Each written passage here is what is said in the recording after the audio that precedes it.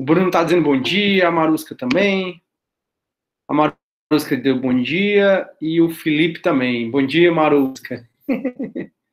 Ô menina chata de espírito. Por que ela é chata de espírito? Não sei se vocês já ouviram, né? Bom dia, Isaac. Não sei se vocês já ouviram, né? Fale-me de João, que eu saberei mais de ti do que de João. Viu, Felipe? Cuidado. Cuidado com um conceito na psicologia chamado projeção. Quando as pessoas, elas geralmente falam da outra, é algo que elas têm nela mesmo, que elas estão projetando nessa outra pessoa. Então a gente tem que ter muito cuidado quando a gente fala da galera, viu? Porque no final das contas a gente está falando muito mais da gente do que do outro.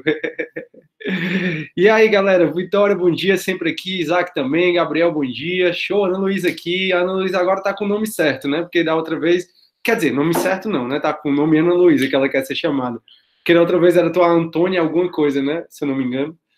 Enfim, tô um pouco escuro, mas acho que tá dando para vocês me verem. Deixa eu ir um pouquinho mais para trás aqui. E aí, galera, vamos falar um pouco sobre filosofia cristã, vamos falar um pouco sobre filosofia medieval? Não, essa é outra, prof. Ah, tá. Então pronto, foi mal, Ana Luísa. Então você não é a outra que eu estava pensando que você é. Não é a Antônia alguma coisa. Seja muito bem-vindo, então. É porque a Antônia, que eu não lembro o sobrenome, né? Que é a Ana Luísa, ela é sempre muito participativa, tá? Acho bacana. Essa frase aí é de Freud, tá vendo? Muito obrigado, Isaac. O Isaac tá hoje estudando Freud ou ele tá assistindo um seriado na Netflix, né? Que é Freud. Inclusive, eu comecei a assistir Dark anteontem, faz muito sucesso, né? E ele começa numa linha bem filosófica, dizendo que o tempo não é linear, e a gente já conversou sobre isso várias vezes, de que, para alguns dos filósofos, o tempo ele não é linear, essa questão é uma percepção errada por conta dos nossos sentidos, né? E aí ele começa desse jeito, eu disse, poxa, vai ser massa, todo mundo fala, mas galera, até agora, pois é, ó, todo mundo, quando eu falo Dark, todo mundo diz, caramba, é top, é massa, não sei o que. Eu tô achando normal, não tô achando nada demais. E uma coisa que eu faço é que eu não me obrigo a assistir nada que eu não queira assistir. Outro também que começa com uma pegada muito boa mesmo. Só que para mim, se perde no meio do caminho, vira qualquer outro, igual a qualquer outra série, é Westworld. Westworld é muito bacana, a parte da filosofia, eu comecei a viajar no filme. Aí depois entrou mais do mesmo, aí eu só achei a primeira temporada mesmo. Quem diria, né? Eu que não gosto muito de TV, hoje assistindo um monte de seriado. Agora, um que eu assisti, que é uma série misturado com documentário, até já comentei com vocês, se chama Império Romano. Tem 3 temporadas bem curtas, as 3 temporadas de 5 episódios, uma de 4, uma de 5, outra de 6. E Império Romano fala da vida de cada de 3, né? No caso, cada temporada é um imperador. Então, desde que se formou o Império Romano, que é matéria da gente aqui, a gente já viu, desde que se formou o Império Romano, como é que aconteceu? O que é ruim do Império Romano é que ele não segue uma ordem cronológica. Ele começa com Calígula, que é depois de Cristo, que é muito massa a história do Calígula, que foi conhecido como o Rei Louco, o Imperador Doido. Aí ele volta para Júlio César, e depois de Júlio César ele volta para frente para Cômodo. Então acaba que ele não segue uma ordem linear, mas dá para você se tocar disso. The Crown é massa demais. Assisti, cara, porque eu me perdi nas temporadas, mas acho que eu assisti 3 temporadas do The Crown, muito massa. Cada temporada é uma fase, né, da rainha, muito show, tá? E esse aí é top mesmo. E é isso. Aí os de sempre, né? Black Mirror, muito massa, adoro. Que aí esse sim é filosófico demais. American Horror Story eu acho legal também. Os primeiros eu achei melhor. Outro que é bacana, só para vocês, estou jogando aí só para vocês terem algumas indicações de série, já que eu sou um crítico, né? Reconhecido. Outro também, turma, qual é que eu vou falar agora? Esqueci qual foi. Da HBO, eu tenho assistido, acho que é The Heroes, que é a visão negativa dos super-heróis. Aí tem uma temporada, eu vi que ia sair a outra. Esqueci o nome agora. Mas também bacana da HBO, enfim. Tem muita série aí pra gente se divertir, né? Quem é mais infantil pode ir pro canal da Disney, tem muita coisa bacana. The Boys, valeu, Luiz, The Boys mesmo. The Boys, que é esse dos super-heróis, que você vê o lado mais negro deles, assim, é divertidinho. Show. Sim, então vamos lá falar da filosofia cristã, filosofia medieval, vamos lá? Prof, me foi perguntado no privado sobre a AV2. Pois é, Felipe, eu não tenho orientação ainda. A AV1, os professores deveriam ter lançado a nota até dia 30 de março, ou seja, semana passada, e eu espero que a Unifor tenha alguma orientação para a gente sobre a AV2.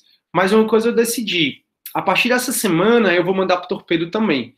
Todos aqueles trabalhos semanais vão passar a computar a nota de vocês da AV2, tá bom? Então, toda semana eu vou passar trabalho, vou continuar passando, só não essa semana que vocês tiveram folga. Agradeço os monitores também, porque eu pedi a opinião deles, o que é que eles achavam, se era para ter folga ou não. Mas essa semana vocês tiveram folga, a partir dessa semana, quinta-feira, eu passo um trabalho para entregar na outra quinta e vai compor a nota da prova.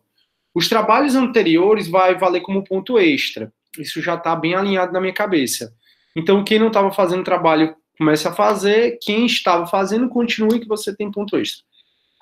Isaac, aquela carta para pais, alunos que divulgam pelo WhatsApp é fake. Ou não. Isaac, eu te confesso, eu não sei que carta é, só não sei. Realmente eu não vi. Eu procuro estar sempre atento na divulgação da universidade, né? Tudo que eles postam, eu leio, exatamente para poder responder para vocês, mas eu não sei que carta é essa. Se tu quiser resumir aí, eu posso te dizer se o conteúdo procede com o que eu tenho visto ou não. Vou te mandar no privado, professor. Tá bom, Bianca. Tu me manda no privado, que aí eu vejo aqui. Mas engraçado, porque eu realmente não vi que carta é essa. Enfim, a orientação que eu... Bom, vamos esperar aqui que eles vão falar sobre a V2. Bianca, manda aí que eu tô esperando. Pronto, eles vão falar sobre a V2, porque para mim, que eu saiba, a gente vai continuar normalmente. Ela mandou aqui, ó, portaria, calendário do ano letivo. Tem até o timbre da Unifor, né? Tá baixando aqui. Tá até o timbre da Unifor, né? Enfim. Quando acabar, eu posso perguntar aqui se é verdade ou é fake. Altera o calendário acadêmico. Tá ainda pensando, ó. Aqui tá pensando ainda, ó. Se alguém puder me resumir aí o que diz. Enfim. Sim, vamos para nossa aulinha. Ele fala que a Unifor volta às aulas. 20. Oi. Pode falar. Galera. Alguém vai falar? Gabriel, eu acho muito difícil, até porque o Camilo agora de manhã vai falar novas regras que ele vai esticar e provavelmente vai endurecer a quarentena, né, na história de lockdown. Então, acho que nem que a instituição queira voltar, ela pode voltar, entendeu? Não é que ele vai fazer o lockdown, não, ainda não sei. Mas ontem à noite, tipo 10 horas da noite, mais tarde, o Camilo, ele publicou no Instagram dele, dizendo que estava em reunião com o prefeito, com o presidente do Tribunal de Justiça, com outras autoridades, para definir as regras da quarentena, do isolamento social, que ele vai manter, e ele deu a entender que essas regras vão ficar um pouco mais duras. E aí ele disse que vai se pronunciar hoje de manhã. Então, assim, qualquer coisa que diga que está voltando às aulas, que eu saiba, é fake. Gente, como é que o povo perde tempo fazendo fake, né? Ó, junho a maio, eu acho que é fake. Mas, enfim, eu posso mandar aqui para minha diretora para saber. Previsão de atividades é 4 de maio. Professor, esse aí não é atualizado. Eu acabei de mandar o outro. Ah, acabou de mandar outro? Certo. Eu vou mandar aqui para minha diretora para saber se é verdade. Aí ela vai me responder. Quando ela me responder, eu falo aqui para vocês. Deixa eu ver aqui, só um minutinho.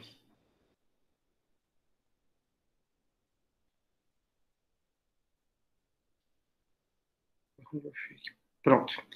A irmã dela geralmente é muito atuante, assim que ela vê, ela responde. Show?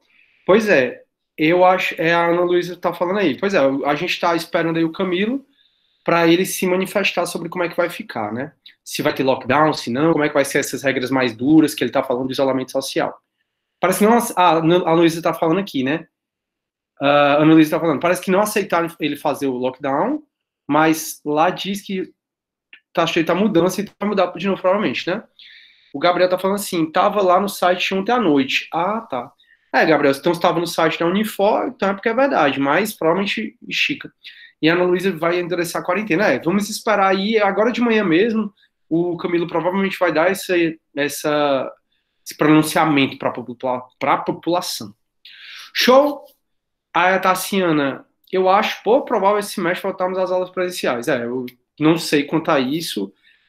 Tassiana, assim que tiver alguma posição, eu sempre falo para vocês, tá? Tudo que eles me mandam, aí eu já imediatamente já falo para vocês.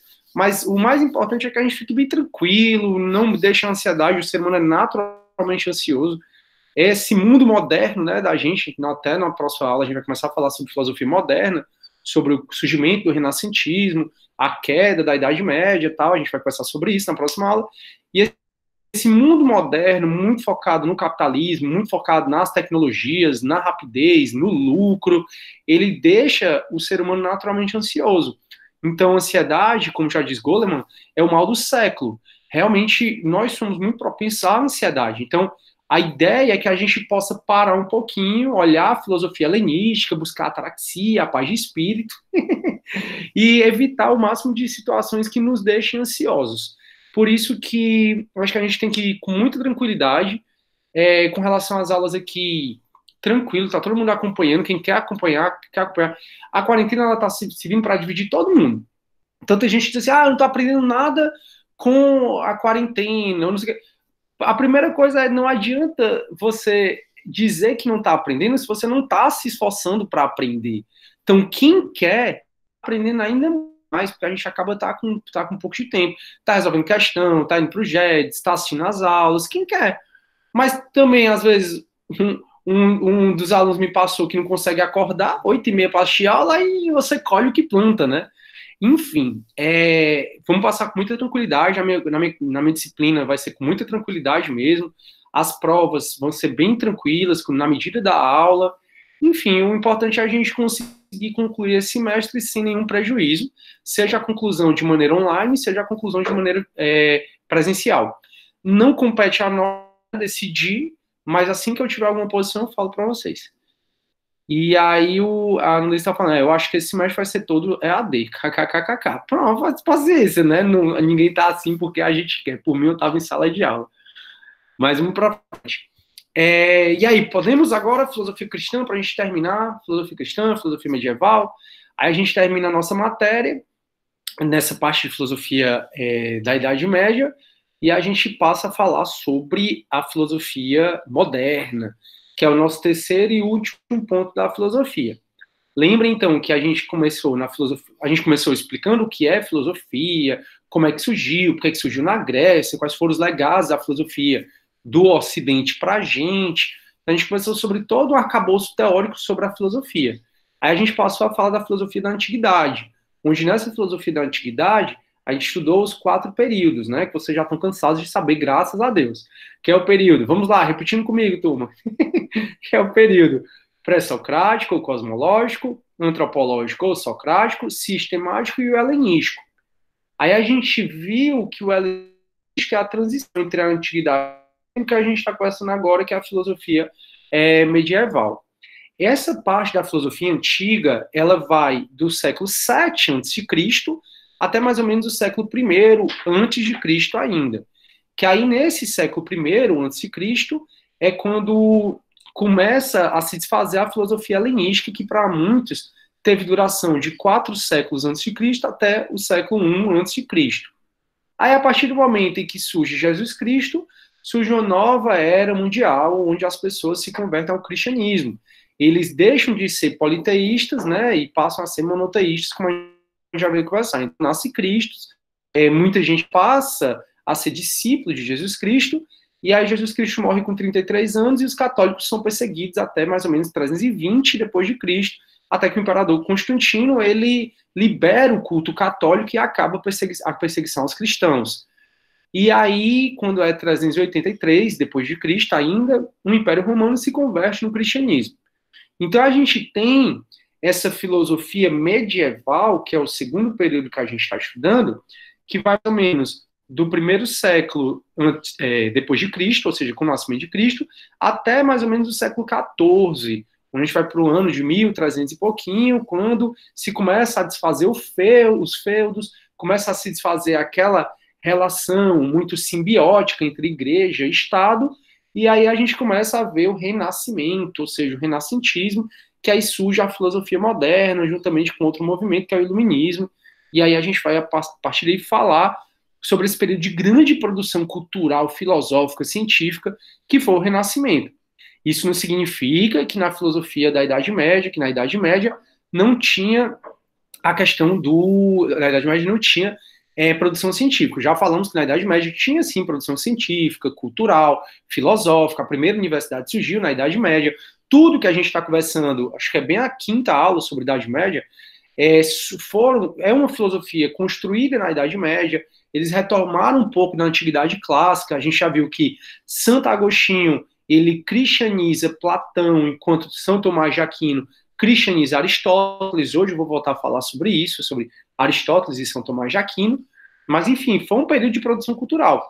Mas aí o nosso próximo período vai ser um período de, sem sombra de dúvida, grande produção cultural mesmo, que a gente, se quiser, pode passar o ano todinho só falando da filosofia moderna, porque são vários os filósofos, inclusive filósofos que vocês vão aprofundar mais na próxima aula. Então a gente tem Kant, a gente tem Comte, a gente tem René Descartes, a gente tem uma série de filósofos que vai ser muito bacana, tem o próprio Maquiavel, a gente tem uma série de filósofos que vai ser muito bacana a gente estudar na filosofia moderna. E aí depois da filosofia moderna vem o último período da filosofia, que é o que a gente está ainda vivendo, que é o período da filosofia contemporânea. A contemporânea, quanto à filosofia da Antiguidade Clássica, a gente consegue identificar padrões, características, o que é que eles pensavam, o que é que predominava. A mesma coisa com a filosofia da Idade Média, a gente consegue enxergar certos padrões. A mesma coisa com a filosofia moderna. A filosofia contemporânea, como a gente ainda está dentro dela, não tem um padrão pré-definido. Eu costumo dizer que hoje em dia todo mundo é filósofo, né? A gente tem filósofos contemporâneos como Michael Sandel, que é um filósofo super renomado lá de Harvard, e a gente tem também a Anitta, que também é filósofo, enfim, tem a MC Loma, que também é filósofo.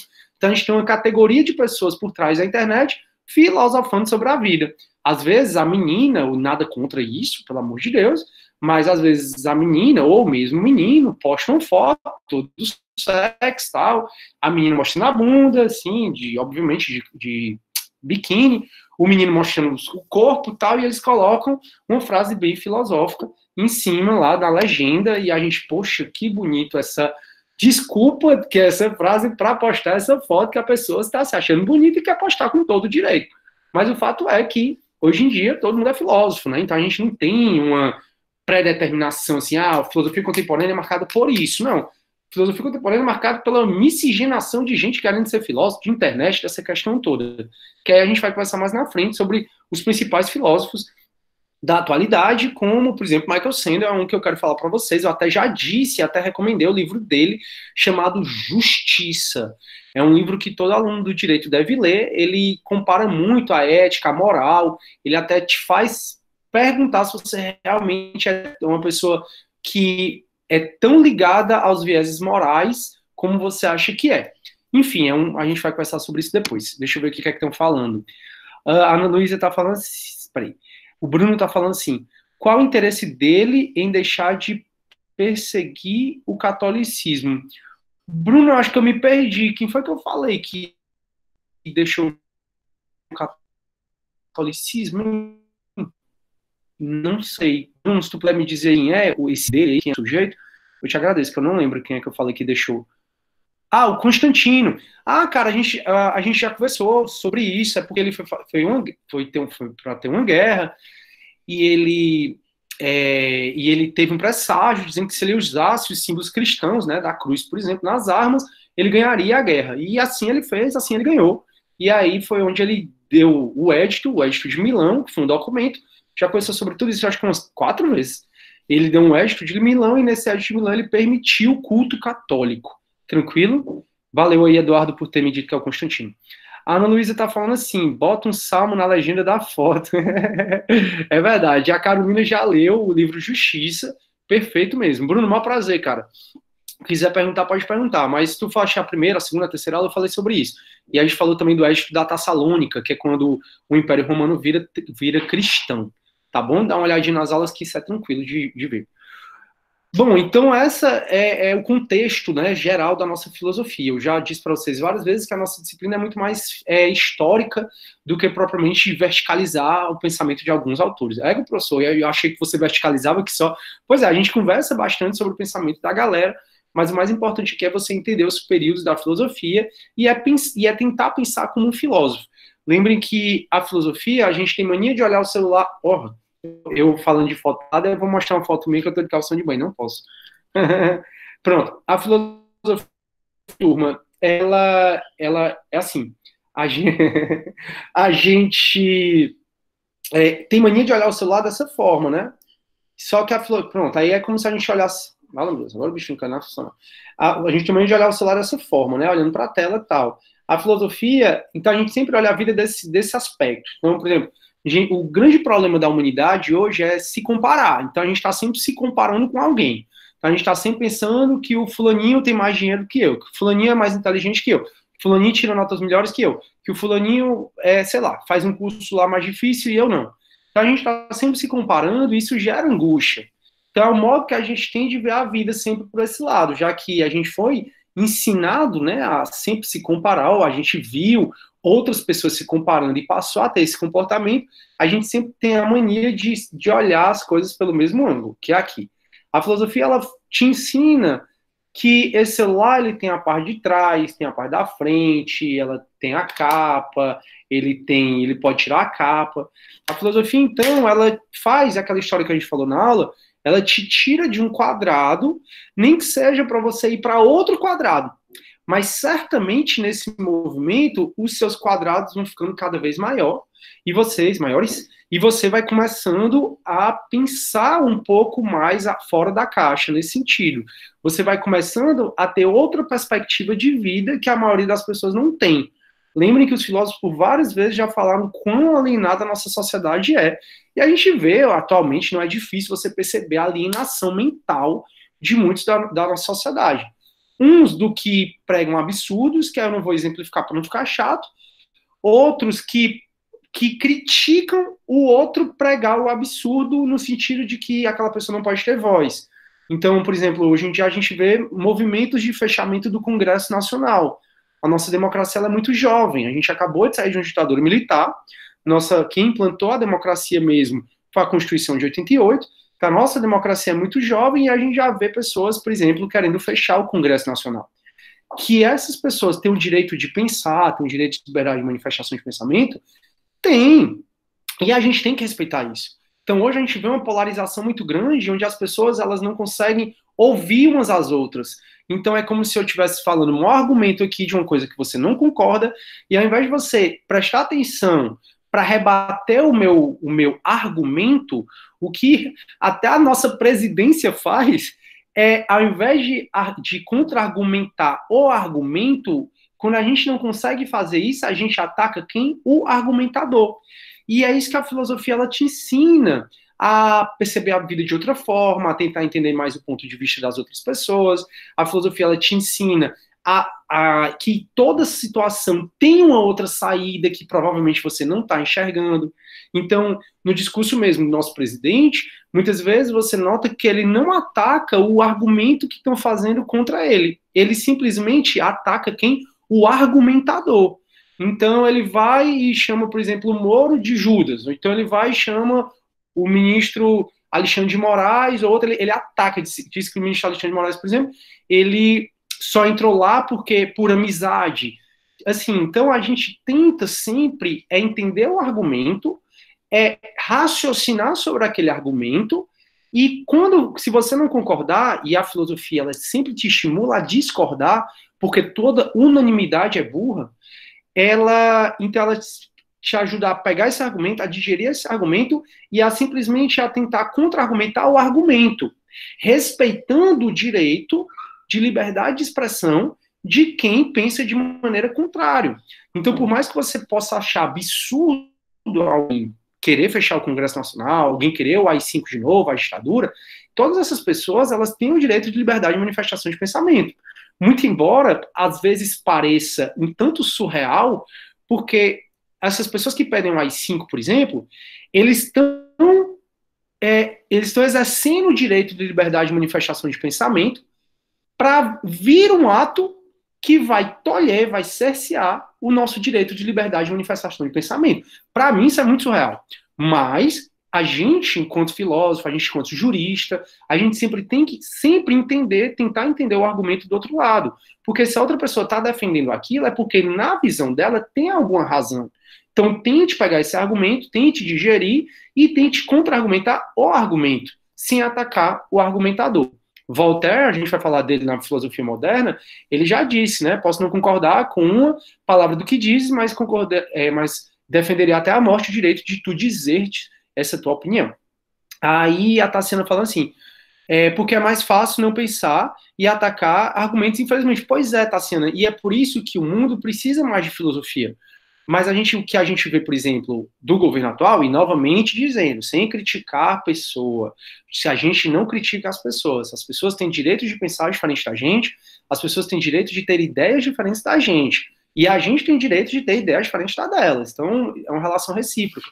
Mas, por exemplo, no governo atual, já se foi dito expressamente de que, e de uma certa forma até inclui a gente, é mais desperdício, não presta para nada, ou seja, foi tirado dos currículos sociologia, filosofia, como se essas disciplinas não fossem importantes. E talvez você que está acompanhando o nosso curso de filosofia aqui, você perceba como essas discussões são importantes, como coisas que aconteceram 7 séculos antes de Cristo nos afetam hoje diretamente, como situações da filosofia medieval nos afetam diretamente. Então, está tudo ligado. Realmente a noção de tempo, eu acho difícil ela ser tão linear como a gente pensa que é, porque tudo afeta tudo. Então, é como diz um ditado, acho que é chinês, que diz que um bater de asas de uma borboleta no Oriente pode causar um furacão no Ocidente. Ou seja, um bater de asas está tão ligado tudo no mundo, eu, você, a nossa energia, tudo que está acontecendo está tão ligado que tudo afeta tudo. Enfim, então você vê como o próprio humor da população afeta dependendo da presidência, dependendo do governo, dependendo de tudo. Então é isso. Então a filosofia é muito importante para a gente ser melhor profissional, seja qual é a área que você vai seguir. Não é à toa que quase todos os cursos têm uma disciplina de filosofia geral. Essa disciplina, por exemplo, se você for fazer administração, se você for fazer psicologia, se você for fazer outro curso, principalmente da área de humanas, você provavelmente vai aproveitar essa disciplina que você está fazendo comigo. Exatamente porque a filosofia é muito importante não só para o direito, mas como todas as áreas. A gente até já viu que a filosofia é a ciência das ciências. Então é importante a gente saber contra-argumentar, a gente saber respeitar a opinião dos outros, e é muito o que a filosofia faz. É perceber que o conhecimento é relativo. É perceber que ninguém é o dono da razão. Então, quando você achar que eu tenho razão, não sei o quê, a filosofia ela faz tu dar um passo atrás e pensar, bom, será que eu tenho essa razão mesmo? Deixa eu pensar aqui nos meus argumentos, deixa eu pensar no argumento da outra pessoa. Então, nem sempre a gente é cheio de razão como acha que é muitas vezes. Show? Então é isso, essa é a nossa filosofia. Vamos lá, caminhando para acabar nossa filosofia cristã e medieval. Vou compartilhar minha tela, tá bom? Qualquer dúvida é só falar. Fala, meu Deus. Cadê o bicho compartilhar a tela? Tá aqui. Só um minutinho, turma.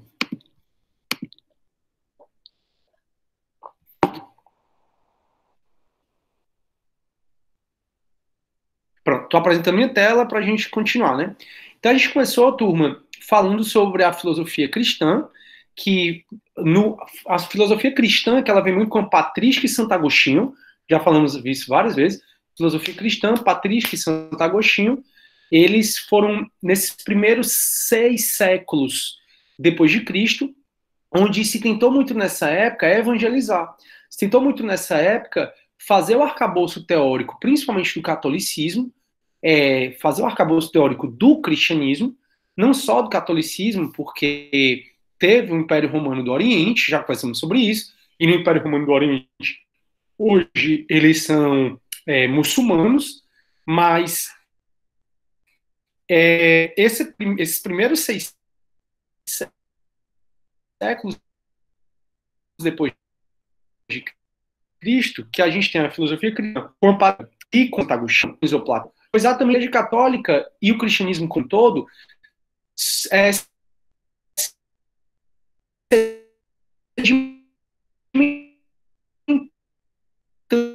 bases. A Igreja Católica já estava tão sedimentada, que aí passou a vir a chamada filosofia medieval. A gente deixa de chamar só de filosofia cristã, passa a chamar a filosofia medieval. A gente deixa de falar de patrística e passa a falar de escolástica. Santo Agostinho viveu quase 1000 anos antes de São Tomás de Aquino. Então, com essa filosofia medieval, que a gente fala de escolástica, que aí tudo isso a gente já conversou várias vezes, e com Tomás de Aquino, isso acontece 1000 anos, quase 1000 anos após Santo Agostinho. Então, o principal representante dessa filosofia medieval é exatamente Tomás de Aquino, que é o que a gente já começou a falar sobre as ideias dele e vai acabar de falar na aula de hoje. Então, a gente tem a filosofia cristã, muito no sentido de sedimentar as bases, os dogmas do catolicismo, a base do dogma do cristianismo, e aí, depois de 6 séculos, a Igreja Católica ela já está muito bem sedimentada, já foi muito evangelizada, e aí a Igreja Católica, principalmente no caso do cristianismo, eles têm uma relação simbiótica com o Estado. A Igreja Católica ganha tanto poder que ela tem uma relação simbiótica com o Estado, de maneira que Estado e Igreja estão juntos. Não é à toa que o Papa coroou o rei para mostrar essa união. Então, através de um teatro, a Igreja Católica, através do teatro não, através dos dogmas da Igreja, eles conseguem ter uma relação com o Estado, de maneira que a Igreja ela passa a dizer que a pirâmide social ela é fixa. Então, através de vários dogmas, se passa a dizer, poxa, se você é pobre, é porque Deus quis assim. Então, você não deve, porque na vida passada, provavelmente você foi muito ruim com Deus. Então, você não deve galgar outro posto. Se eu sou padre, é porque Deus quis assim. Então, a igreja, ela, com uma série de dogmas, ela passou a fixar essa pirâmide social, no sentido das pessoas se conformarem com a vida que tem e respeitarem o poder do rei, o poder da igreja, o poder dos nobres, e as pessoas não tentarem galgar esses espaços. Então, a igreja, com uma série de discursos, ela conseguiu fazer essa estratificação social ficar fixa. E aí, em troca disso, o Estado dava poder também para a igreja, que intervia diretamente nos assuntos da igreja. Professor, como é que você está falando isso? Isso é história, tá? Isso aí não sou eu que estou falando, eu estou só intermediando o conhecimento que você já tem, na realidade, para vocês. Então, não é minha opinião, é isso aí o que os historiadores dizem.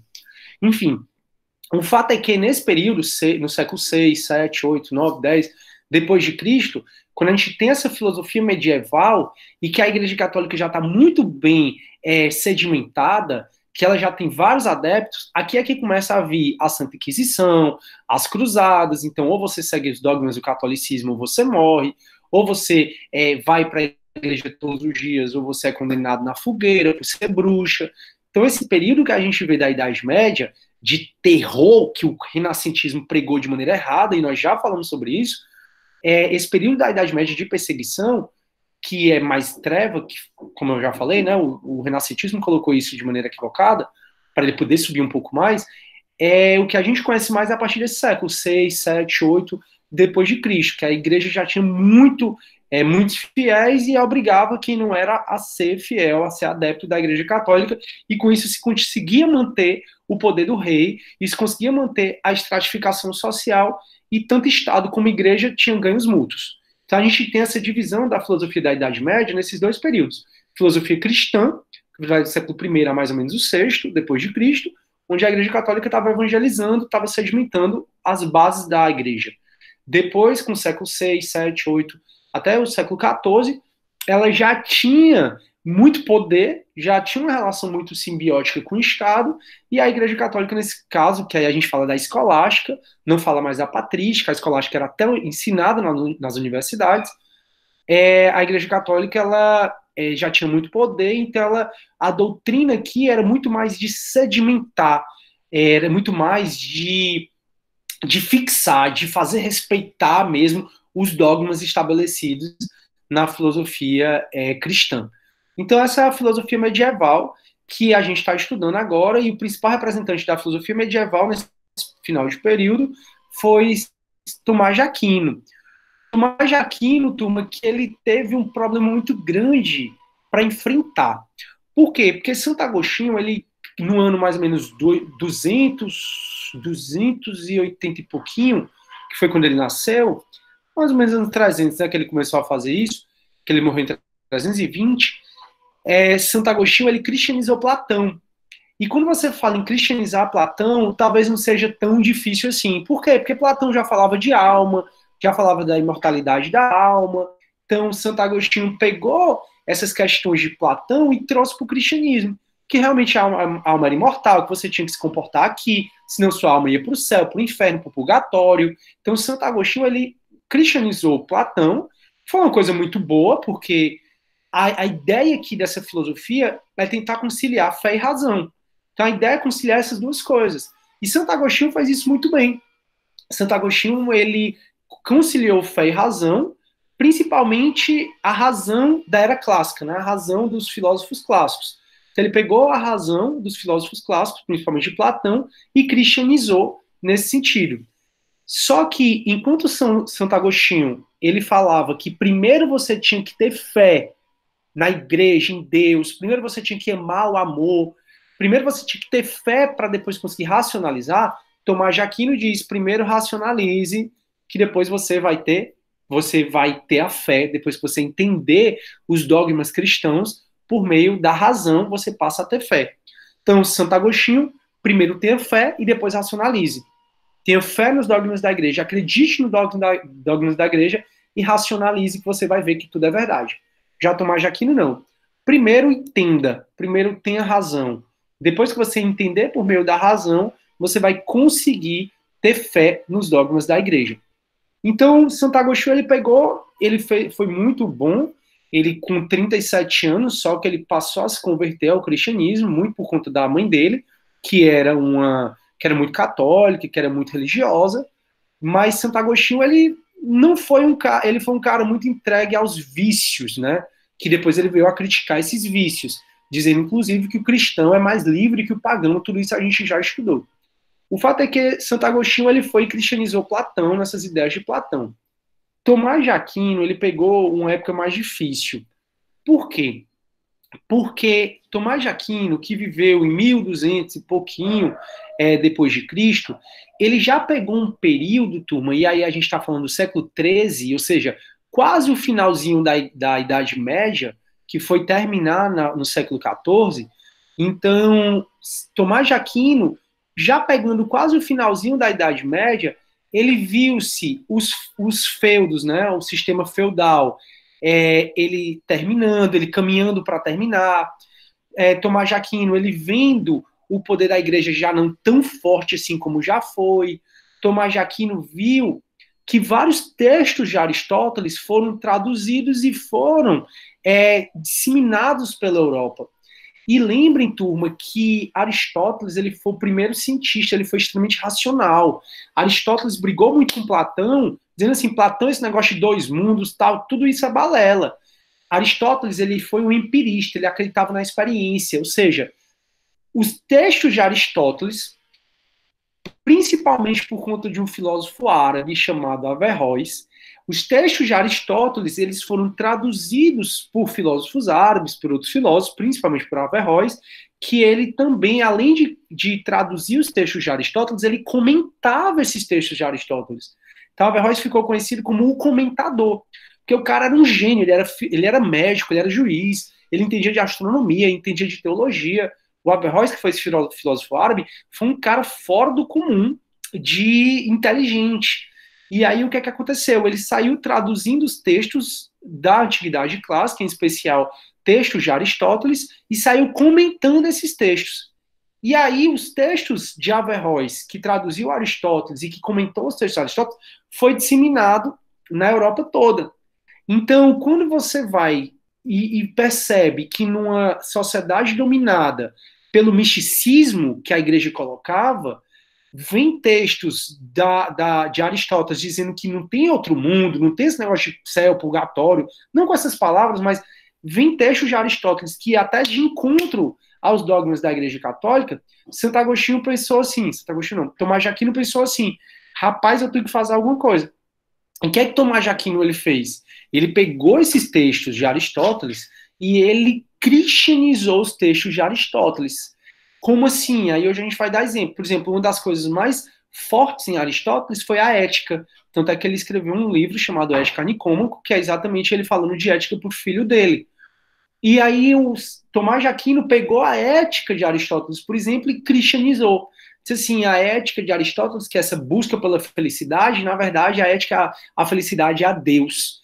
Então, Tomás de Aquino, ele cristianizou Aristóteles, ele pegou um período de, quase um período de transição, né, entre a Idade Média e a Idade Moderna, ele pegou esse período de transição onde a Igreja Católica estava perdendo força, ele pegou esse período de transição onde os feudos já não estavam mais tão murados, então os muros dos castelos, dos feudos, já estavam terminando e já havia mais intercâmbio comercial. E a gente já viu que quando a gente tem contato com outras pessoas, nossa cabeça é mais ampla. Não é à toa que a filosofia surgiu na Grécia exatamente porque eles eram grandes comerciantes, eles tinham contato com vários outros povos, então eles aceitavam mais as coisas. Então os feudos que eram, só existiu aquele núcleozinho, você não podia sair do feudo. Quando São Tomás de Aquino ele viveu, ele já viu que as pessoas começavam a sair dos feudos, começavam a ter relação com outros feudos, com outros povos. E isso é tudo muito preocupante para um pensamento dogmático que o cristianismo colocava na época. E aí ele pegou os textos de Aristóteles e foi cristianizar, já que estava tão difundido a ideia da razão extrema de Aristóteles, a ideia de que não tem outro mundo, que é só esse mundo aqui. Então ele foi dizer assim, não, Aristóteles ele foi sim, dá sim para conciliar a fé do catolicismo, a fé do cristianismo, com a razão trazida por Aristóteles. E essa foi a grande virtude de Tomás de Aquino, foi conseguir talvez prolongar um pouco mais a existência da Idade Média, a existência daquele período onde o Estado não era laico, onde fé, razão, onde fé, né, a igreja, com o Estado, eles prevaleciam e dominavam tudo. Deu para entender, pessoal, esse contexto? Vixe, tá cheio de gente falando, desculpem, eu não ouvi. Tá cortando? Vixe! Tava cortando, turma? Agora que eu vi. Alguém quer que eu repita alguma coisa? Já que cortou? Ou deu para entender, turma? Eu não vi que estava cortando. Querem que eu repita? Eu consegui entender, prof. Valeu, Ana Luísa. Teve alguém que não entendeu alguma parte do que eu falei, quer que eu... Galera, daqui a pouco eu vou ter que dar aula de boné, viu? Porque esse cabelo já tá enorme e eu não saio daqui nem por decreto do Papa, né? Eu já disse pra vocês que eu sou asmático, eu não saio daqui nem por decreto do Papa, não tem quem me faça. E eu tô sem máquina. A única máquina que eu tenho, ela raspa tudo, ela não tem aquele pente, entendeu? Aí também pra eu ficar careca, eu não tô muito afim, não. Pronto, então eu tô supondo que todo mundo entendeu que eu não vou precisar repetir nada. O que é que eu falei basicamente foi do contexto histórico, bem bacana, para você entender um pouco a nossa matéria. Então a gente viu já, turma, com esse slide, né, a transição do helenismo para a cristianização do Império Romano, que aí foi quando surgiu essa filosofia medieval. Já revisei com vocês essa filosofia patrística, que é a patrística, filosofia cristã, e com Santo Agostinho, que foram os dogmas da Igreja Católica que foram sedimentados aqui, principalmente por apóstolos como Paulo e João, e alguns padres, daí porque patrística, porque vem de pai, e padre significa pai também.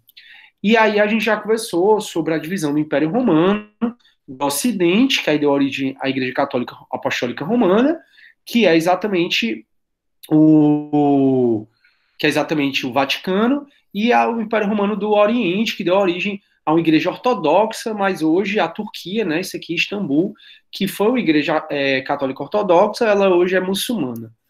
E aí a gente já conversou um pouco sobre a questão de Santo Agostinho, quais são as verdades de Santo Agostinho, e aí a gente falou da transição da filosofia cristã para a filosofia medieval, da transição da patrística para exatamente a escolástica.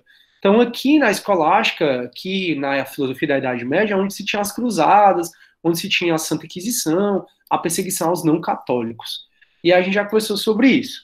A gente já na aula passada falou que foi criado nessa época da escolástica uma forma de produzir conhecimento que até hoje é muito conhecida, chamada disputa e autoridade. Você que queria defender uma tese, você se reunia com outros professores e tentava dizer que aquela sua tese, por exemplo, que a Terra era plana, você tentava defender que aquela tese era verdade com base nos argumentos de Platão, de Aristóteles, da Bíblia, e aí outras pessoas que não concordavam, eles iam debatendo até suas teses ser confirmada ou refutada. Falamos disso na aula passada.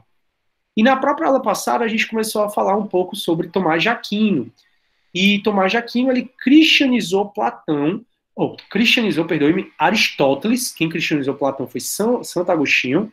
São Tomás de Aquino, ele cristianizou Aristóteles, principalmente na questão da ética de Aristóteles. Então, a gente até falou assim, na aula passada, a ética de São Tomás de Aquino retoma em seus traços gerais a ética de Aristóteles, submetendo-a, porém, a um processo de cristianização. Como assim? Para Aristóteles, a ética é quando você tinha como objetivo final a felicidade. Então, você buscava a felicidade como objetivo final. Isso para Aristóteles. Já para São Tomás de Aquino, essa finalidade última não era a felicidade. Essa felicidade é Deus. Então, Deus é o bem, o objetivo fim supremo, cuja posse causa gozo ou felicidade. Então, Aristóteles dizia, a ética é focada como objetivo final a sua felicidade. Já São Tomás de Aquino, a ética final é focada em Deus. Quando você alcança Deus, é que você vai ter esse gozo ou a felicidade, como a gente já conversou na aula passada. Que o fim supremo é Deus. Aí a gente conversou sobre um conjunto de obras de São Tomás de Aquino chamado Suma Teológica. E essa Suma Teológica, ela ficou conhecida como Conselheiro dos Conselheiros. Por que a Suma Teológica foi conhecida como Conselheiro dos Conselheiros? Exatamente porque os conselheiros do rei, quando iam dar um conselho para o rei, eles olhavam também a Suma Teológica, que foi o conjunto de obras de São Tomás de Aquino, a gente chama de Suma Teológica. E nessa Suma Teológica, ele escreveu muito como conciliar fé e razão. Olha o que ele diz. Com efeito, existem a respeito de Deus verdades que ultrapassam totalmente as capacidades da razão humana. Ou seja, para ele, tem questões sobre Deus que a gente não consegue entender com a razão. Uma delas, por exemplo, é que Deus é trino e uno, ou seja, a Santíssima Trindade. Então, a razão humana não consegue entender como é que Deus pode ser Pai, Filho e Espírito Santo ao mesmo tempo. Porém, existem verdades que podem ser atingidas pela razão. Por exemplo, que Deus existe e que só há um Deus. Essas últimas verdades, os próprios filósofos as provaram por via demonstrativa, guiados pelo que eram, pelo lume da razão natural. Então, olha aqui ele resgatando os filósofos da antiguidade, quando ele vai dizer que os próprios filósofos da antiguidade já provaram racionalmente que Deus existe e que só existe um Deus. E aí a gente terminou a aula falando sobre os graus de existência de Deus, as razões que Deus existe. E ele traz alguns argumentos, como o argumento do movimento. O que é esse argumento do movimento? Para Tomás de Aquino, as coisas se movimentam o tempo todo. Então você vê que o Sol está em movimento, a Lua está em movimento, o mar está em movimento, o ar está em movimento, você está em movimento. Só que para ele precisa de algum movimento inicial, porque as coisas não se movem sozinhas. Então se você, por exemplo, um taco de bilhar, né, de sinuca, a bola não se mexe só. Você precisa de alguém para dar tacada na bola e a bola se movimentar. Então, se você pensar que as coisas não se movem só, que as coisas precisam de algo que as movimente, precisa ter uma causa primeira desse movimento. E quem é a causa primeira desse movimento? É exatamente Deus. Então, Deus foi o primeiro que movimentou as coisas, por isso que as coisas se movimentam. E aí, esse argumento é muito parecido com o argumento da causalidade. Qual é a causa que as coisas se movimentam? Então, a bola de sinuca só se movimenta porque teve alguém que deu a tacada. As coisas só vão se movimentar, a flecha, é outro exemplo que ele dá, só se movimenta porque tem alguém que colocou a causa da flecha se movimentar, é exatamente alguém que empurrou, que puxou o arco e flecha e levou. Então, o movimento das coisas tem que ter uma causa. Qual é a causa do movimento das coisas? Para ele, só pode ser Deus. Existe o argumento cosmológico. O argumento cosmológico, que foi onde eu parei, ele diz assim, rapaz, as coisas são dessa forma por algum motivo. Por que as coisas são? Por que, que eu sou dessa cor? Por que, que as plantas são verdes? Por que, que a árvore tem aquela forma? Por que nós, seres humanos, temos 2 braços, 2 pernas, temos uma cabeça? Por que, que as coisas são desse jeito? Então ele diz, as coisas são desse jeito pela vontade de alguém. Então foi alguém, e esse alguém só pode ser Deus, por isso que Deus existe, que escolheu que eu seria desse jeito, que um sapo seria daquele jeito, que uma rã daquele jeito, que um siri daquele jeito, que um caranguejo do outro jeito. Então, o argumento cosmológico diz que as coisas são do jeito que são porque alguém quis. E o que é esse aí? Quem foi esse alguém que quis? Foi exatamente Deus. Então Deus existe porque primeiro as coisas se movimentam. Se as coisas se movimentam é porque teve um movimento inicial que foi de Deus. E qual é a causa dessas coisas se movimentarem? Exatamente alguém. Eu não me movimento por si só, tem que alguém movimentar a gente. Então esse é Deus. O argumento cosmológico é as coisas só são do jeito que são porque alguém quis que fossem daquele jeito. E aí é o tal do argumento cosmológico. Ele também traz o grau existente. E o grau existente, esse argumento, é o argumento de comparação entre as coisas. Então ele diz assim, como é que eu olho para uma pessoa e digo que ela é bonita ou é feia? Como é que eu olho para uma paisagem e digo que ela é bonita ou é feia? Como é que eu olho para uma atitude e vejo se essa atitude é boa ou é ruim? Como é que eu olho para uma atitude e vejo se essa atitude é com base na virtude ou não? Então a gente sempre está comparando tudo. Eu até falei que hoje nessa própria aula que o mal da humanidade é sempre se comparar com o outro, né? Você geralmente não olha o que você tem, tudo que você conquistou. Você olha o que o outro conquistou, que é mais que você, e você sente aquela inveja e vem aqueles sentimentos ruins. Isso é o mal da humanidade. Tanto é que a terapia, ela tira o teu foco no outro e ela coloca o foco em você mesmo. Essa é uma das razões da terapia. O fato é que ele diz, sempre a gente está comparando. O que é belo, o que é feio, o que é virtuoso, o que não é virtuoso, o que tem amor, o que não tem amor. Então a gente precisa ter um parâmetro para comparar. E esse parâmetro para comparar só pode ser uma coisa: Deus. Então, com base nas atitudes de Deus, eu vou comparar se uma coisa é bela ou não. Com base nas atitudes de Deus, eu vou comparar se uma coisa é virtuosa ou não. Então, para ele, tudo tem um grau de comparação. E esse grau de comparação é exatamente Deus. Então ele está te provando aqui, que a gente chama de 5 vias, que são os 5 argumentos dele que Deus existe. Então Deus existe por quê? Porque as coisas precisaram de alguém para se movimentar. Aí vem o argumento do movimento da causalidade. Deus existe porque as coisas são dessa forma. Se são dessa forma é porque alguém escolheu que fosse assim. Deus existe porque a gente está sempre comparando tudo. E a gente precisa de um parâmetro para comparar as coisas. E que parâmetro é esse que a gente tem? É exatamente Deus. E finalmente ele traz o argumento teológico. E o argumento teológico, teologia significa finalidade. Teológico, perdão, significa o argumento teológico, significa finalidade. Deus é finalidade. E para esse argumento da finalidade, ele diz assim, que as coisas sempre têm um curso. As coisas sempre têm uma finalidade, a sua vida sempre tem uma finalidade. A vida de um cachorro, de um pássaro, de um papagaio, as coisas sempre têm uma finalidade. Sempre está correndo para uma finalidade. E quem foi que determinou essa finalidade? Então, por que a gente nasce, cresce, reproduz e morre? Por que a finalidade do homem cristão é ser heterossexual e não usar camisinha? Porque o sexo só pode ser por procriação, para procriação e não por prazer. Lembre que para Santo Agostinho, a gente não pode se entregar aos prazeres da carne. Então, o cristão é mais livre que o pagão, porque o cristão não se entrega a esses vícios, a esses prazeres.